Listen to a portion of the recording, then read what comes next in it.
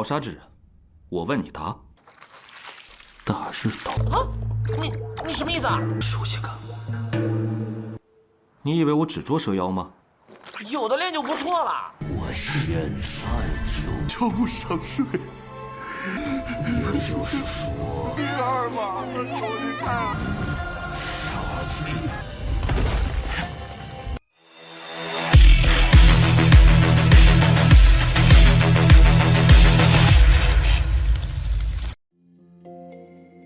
Halo semuanya, selamat datang di Ruang Sinema. Bagaimana kabar kalian semua? Semoga selalu sehat dan baik-baik saja. Pada hari ini kita akan membahas Donghua A Good Day to Ask episode pertamanya, yang mana ini adalah Donghua baru. Sedikit sinopsis, Donghua ini bercerita tentang dunia yang dilanda kekacauan, di mana siluman dan monster berkeliaran bebas sementara penjabat-penjabat licik memegang kekuasaan. Ditambah invasi dari dunia roh. Baik manusia maupun makhluk dari dunia roh sama-sama membuat rusuh di dunia manusia. Dan para dewa rendahan yang mengabdi pada dunia roh menindas rakyat jelata. Di tengah situasi genting itu, muncullah tokoh utama bernama Suing, seorang pemburu ular yang tak lagi bisa menahan amarahnya melihat penindasan tersebut. Ia akhirnya memberontak dan melakukan dosa besar, membunuh seorang dewa sekaligus menghabisi seorang penjabat istana yang tidak kompeten. Sepanjang perjalanan, Suing akan menghadapi iblis-iblis kuat, musuh-musuh berbahaya, serta rahasia-rahasia kuno dalam dunia yang dipenuhi kekacauan akibat makhluk buas dan iblis purba. Sementara para penguasa korup terus memanfaatkan penderitaan para rakyat. Ia harus melawan takdir dan berjuang untuk bertahan hidup melawan segala rintangan. Di awal cerita, kita disuguhi pemandangan sekumpulan kultivator, sosok-sosok yang dijuluki sebagai makhluk abadi. Mereka sedang berusaha menerobos ke tingkatan yang lebih tinggi. Seperti yang kita tahu, setiap kultivator yang sudah mencapai puncak dan yang menerobos pasti akan dihadapkan pada ujian petir. Sialnya, mereka semua gagal total. Sampai akhirnya salah satu kultivator berteriak frustasi. Siapa yang ingin ujian petir seperti itu? Percobaan naik tingkat jadi mustahil. Sambaran petir sampai 8.000 kali. Dibandingkan dengan yang lain, paling cuma 10 hingga 15 sambaran. Ini 8.000 petir. Cerita lalu melompat ke ribuan tahun ke depan. Dunia yang sudah berubah total. 8 Khan Agung kini menguasai istana kekaisaran. Sementara dunia roh memanfaatkan kekacauan itu untuk menobatkan diri mereka sebagai dewa secara besar-besaran. Jadi ya dewa-dewa gituan. Tujuannya jelas merampas otoritas yang seharusnya jadi hak suku manusia. Akibatnya para iblis berpesta pora dan monster merajalela di mana-mana. Yang paling menderita yang jelas adalah suku manusia. Mereka tidak bisa berbuat apa-apa selain memuja para dewa demi memanfaatkan perlindungan. Salah satunya adalah lewat ritual pemujaan, dan kebetulan hari itu adalah hari pemujaan dewa. Ketika warga sedang mempersiapkan ritual itu, tiba-tiba muncul serangan dari monster ular besar. Kemunculannya membuat para warga lari kemana-mana, tapi tidak untuk satu pemuda, yakni MC utama kita yang adalah Suing, yang dikenal sebagai penangkap ular di desa itu. Setelah berhasil membanting si ular, makhluk itu murka karena merasa diganggu di tengah waktu makannya oleh bocah yang menurutnya kelewatan sombong. Tapi Suing tidaklah peduli. Serangannya terus dilancarkan sampai beberapa tulang ular itu remuk, dan pukulan pamungkasnya berhasil menaklukkan si ular yang kemudian menyusut kembali ke bentuk kecilnya. Ular ini bernama Nia.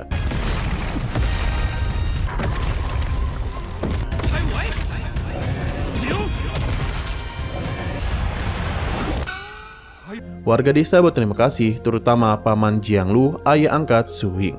Ternyata Suing sudah tidak punya orang tua sejak kecil. Yang bekerja sebagai pemburu ular meninggal saat menjalankan misi memburu dewa ular. Berkat Paman Jianglu, Suing bisa bertahan hidup dan kini bekerja sebagai pemburu ular untuk melindungi warga desa. Sementara itu, Nia si ular penasaran soal jati diri Suing. Dia yakin Suing bukanlah pemburu ular biasa. Benar saja, ketika mengintipnya, Nio kaget mendapati Suing sedang berkultivasi menyerap esensi bulan dan matahari. Dan yang lebih mengejutkan, teknik yang dipakainya adalah teknik kultivasi kasiluman. Padahal Suing jelas-jelas manusia. Bagaimana mungkin kecepatan penyerapannya itu jauh melampaui Nio itu sendiri? Tak lama, Paman Jianglu datang mengajak Suing menghadiri pemujaan dewa. Swing menolak dengan alasan keluarganya terlalu miskin untuk mempersembahkan apapun kepada dewa rendahan itu. Mendengar ucapannya itu, Paman Jianglu langsung menutup mulut Swing, memintanya berhenti berbicara sembarangan karena setiap ucapannya didengar oleh para dewa. Swing tetap menegaskan dirinya tidak akan datang, karena kehadirannya justru bisa menjadi masalah. Paman Jianglu pun tidak bisa memaksanya dan berangkat sendiri. Sepeninggalnya Paman Jianglu, Swing menginterogasi Niu dengan sedikit ancaman. Jika dia bertanya, maka Niu harus menjawabnya, karena jika tidak, nyawanya itu akan tamat. Pertanyaan pertama, bagaimana Niu bisa menjadi siluman? Niu kemudian menjelaskan semuanya berawal dari leluhurnya yang tanpa sengaja memasuki sebuah gua dan memakan sebuah pil obat. Pil itu membuka pikirannya secara ajaib. Tiba-tiba bisa berbicara, mengenali huruf, bahkan membaca. Sejak itu, leluhurnya berkultivasi mengikuti sebuah kitab suci, berubah menjadi siluman ular besar, dan kemampuan itu diwariskan turun-temurun. Swing lantas meminta Niu menunjukkan kitab suci itu. Ternyata isinya adalah teknik pemandu matahari agung dan itu membuat Swing bingung setengah mati. Bagaimana ular tanpa tangan dan kaki bisa mempelajari teknik tinju? Lalu Niu pun menjawab santai, apapun yang bisa dipelajarinya, ya dipelajari saja. Karena dia itu memang tidak punya pilihan lain. Justru Swing sendiri lebih tertarik pada teknik tinju iblis sapi berkekuatan gajah. 盗杀之人，我问你答。大日岛，你什么意思啊？熟悉感。你以为我只捉蛇妖吗？有的练就不错了。 Di sisi lain di kuil leluhur klan Jiang, para warga sedang melaksanakan pemujaan. Tiba-tiba arca dewa di hadapan mereka bergerak. Sosok itu dikenal sebagai Dewa Tanjang, dewa roh penjaga desa klan Jiang. Sekali lagi, ini adalah permainan dewa-dewaan yang merampas hak manusia dan membuat mereka sengsara. Buktinya dalam sebulan mereka sudah harus melakukan pemujaan sampai 2 kali. Kali ini Dewa Tanjang murka besar karena persembahan yang diberikan dianggap tidak memuaskan. Tuan Jiang, kepala klan, kemudian membacakan daftar warga yang telah memberikan persembahan. Saat gulungan itu diperiksa, ketahuan ada satu nama yang datang dengan tangan kosong, yakni Paman Jianglu.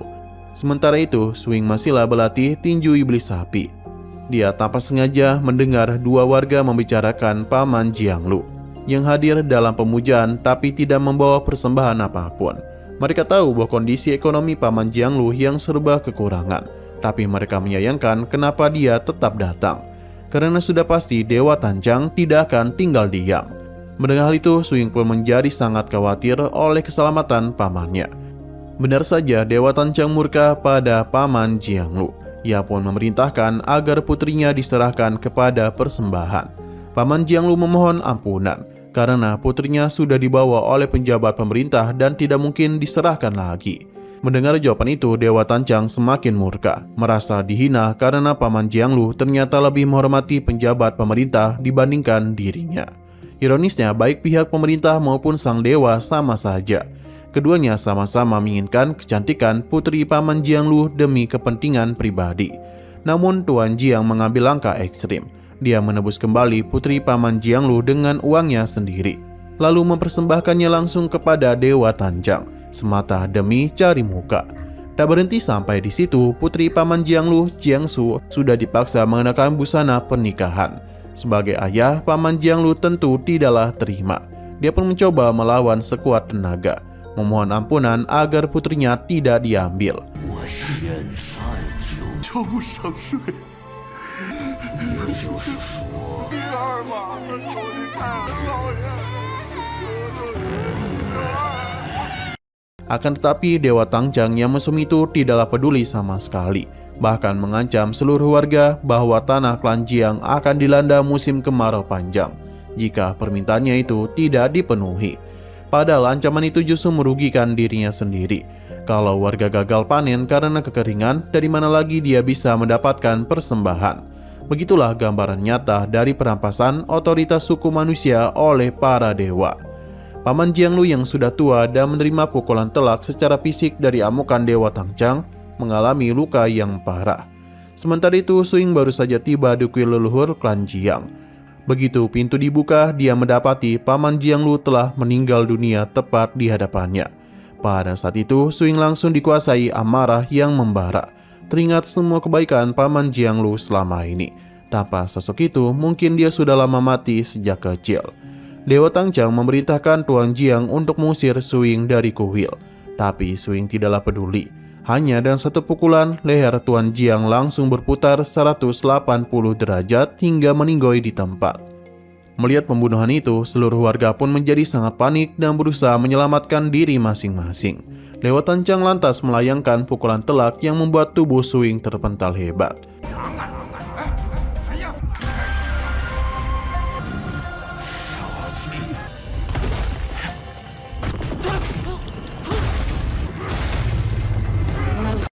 Namun di luar dugaan, Suing masihlah mampu berdiri tegak. Dan nada penuh provokasi, dia menatap sang dewa dan berkata, apakah dia itu sudah puas memukul dirinya?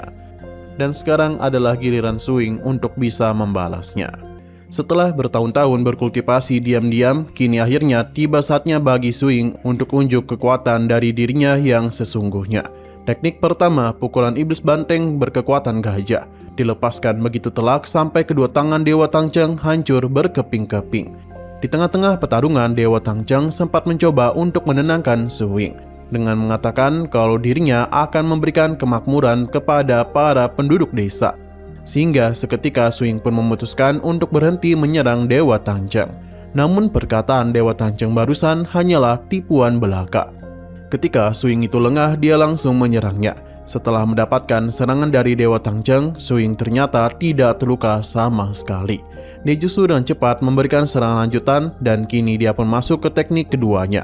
Dewa Tangchang dihajar bertubi-tubi tanpa ampun. Dalam keadaan terdesak, Dewa Tangchang sempat mencoba mengancam. Mengaku namanya sudah tercatat di Yodu dan di Istana Kekaisaran. Jadi kalau nyawanya dihabisi, itu sama saja dengan menentang hukum langit. Akan tetapi Suing tidaklah peduli sedikit pun dengan ancaman kosong itu. Satu pukulan terakhir dilayangkan dan tamatlah riwayat Dewa Tangchang.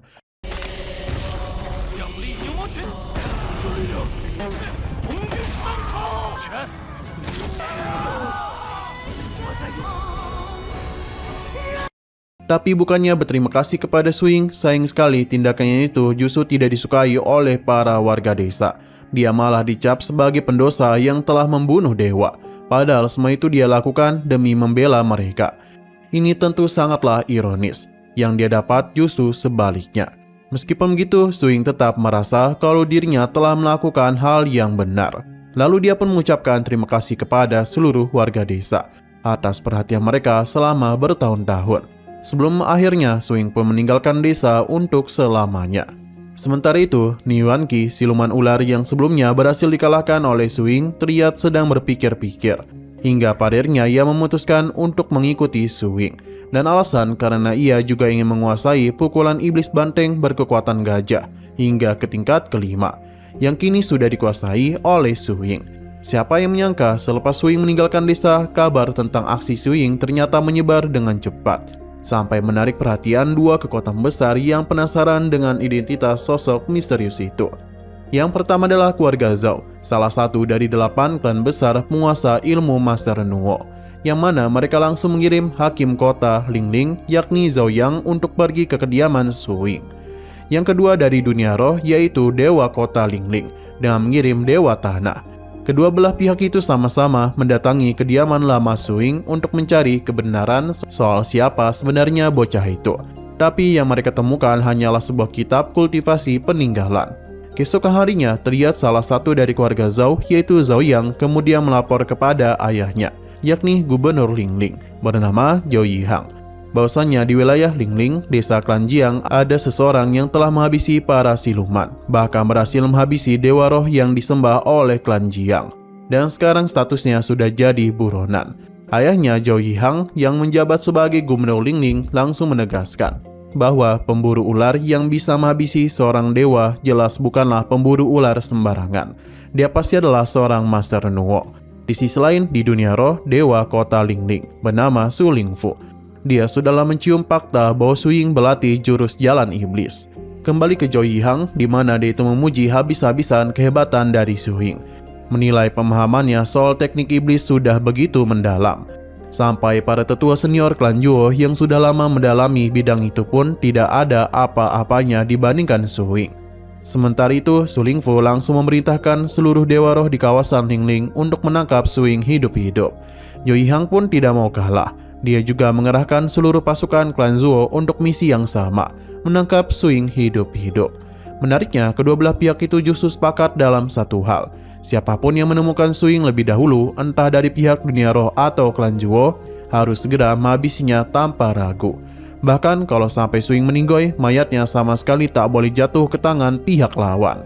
Jadi intinya, kedua kekuatan besar itu sama-sama merebut sosok Su Ying, dan harapan bisa menangkapnya hidup-hidup terlebih dahulu. Keesokan harinya, seluruh jajaran dari kedua belah pihak dikerahkan untuk memburu keberadaan Su Ying. Bahkan warga sipil yang sama sekali tidak terlibat pun ikut ditugaskan mencari namanya. Tapi Su Ying sama sekali tidaklah gentar menghadapi gelombang pengejaran para dewa itu. Hari demi hari kita disuguhkan aksi Su Ying membantai satu persatu dewa yang mencoba memburunya. Totalnya sudah lebih dari 5 dewa tumbang di tangannya. Mulai dari dewa roh desa Huang Niqiao yang berhasil dihabisi oleh Niu Yuanqi hanya dengan satu gerakan saja. Lalu juga ada dewa pelindung desa Tugang yakni Hu Chaowang yang berhasil dikalahkan oleh Su Ying dengan mudah. Kemudian dewa pelindung ladang Zhao Zia yaitu Yuan Ling dengan tubuhnya yang berbadan besar juga kalah telak di hadapan Su Ying hanya dengan 2 gerakan saja. Selain itu, Su Ying juga mampu menumbangkan dewa pelindung Guo Zhuotio bernama Huan Ledao hanya dengan 1 pukulan saja. Bahkan Nian Xiu yang merupakan dewa sungai Sanlidu saja tidak ada apa-apanya di hadapan Su Ying. Namun Nian Xiu ini tidaklah dikalahkan oleh Su Ying melainkan oleh Niu Yuanqi. Selanjutnya kita diperlihatkan oleh pertarungan singkat yang berhasil dimenangkan oleh Su Ying ketika dia itu melawan dewa pelindung Baizia yang bernama Zhuang Cai. Dan yang terakhir, Su Ying hanya bisa kabur dari seorang dewa gunung Hongshan yaitu Mang Hao. Su Ying tampaknya tidak dapat melawan dewa tersebut. Untung saja Mang Hao itu memiliki tubuh yang besar sehingga ia kesulitan untuk bisa mengejar Su Ying.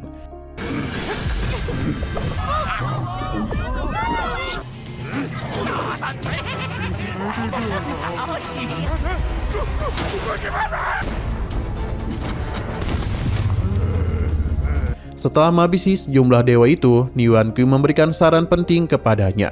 Jika Su Ying ingin mendapatkan perlindungan yang lebih aman, dia harus menuju Gunung Wanwu, tempat yang konon jauh lebih terlindungi. Masalahnya jarak ke sana masih sekitar 100 km. Mendengar hal itu, Su Ying hanya bisa menghela napas panjang, sebab baru menempuh 10 km saja mereka sudah menghadapi 7 dewa pelindung.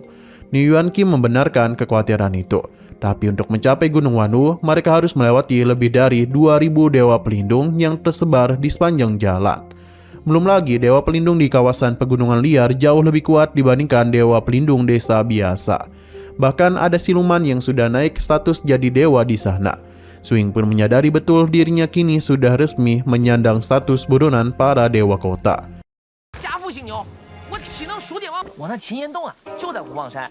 算上刚才那个追我们的山神，就遇到了这么多幽神拦路，出去，你就自行离开吧。这些山野间的幽神。 Tak lama berselang muncullah seorang penjabat pemerintah, asisten yudisial Lingling bernama Ding Kuan. Dia datang membawa perintah resmi untuk menangkap Su Ying atas tuduhan pembunuhan terhadap Tuan Jiang, sekaligus menyarankan Su Ying agar menyerah saja baik-baik. Lantas Su Ying dengan tegas membalas bahwa Tuan Jiang adalah pendosa yang bersekongkol dengan para dewa. Jadi memang sudah sepantasnya dia itu mati. Sebelum benar-benar menangkap Su Ying, Diang Kun sempat menjelaskan dengan nada sombong dan penuh keangkuhan tentang apa itu Master Nuo, yaitu para kultivator yang menapaki jalan menuju dewa. Semakin kuat mereka, semakin besar pula peluang untuk naik status menjadi dewa. Su Ying ternyata sudah paham semua itu. Bahkan dia tahu betul kalau ilmu Nuo hanya diwariskan secara terbatas oleh klan-klan besar saja. Ding Kuan pun mengakui bahwa status Master Nuo yang dia sandang juga berkat songkongan dari klan Zhuo. Mendengar hal itu, Su Ying langsung menyindir balik. Ia mengatakan bahwa itu sama saja dengan menjadi anjing peliharaan klan Zhuo. Hidup dan matinya sepenuhnya tergantung di tangan mereka. Sindiran itu sukses membuat Ding Kuan langsung naik pitam dan dia langsung menyerang Su Ying. 你是魔师，修行的正统，是你如我这般努力，居然还当……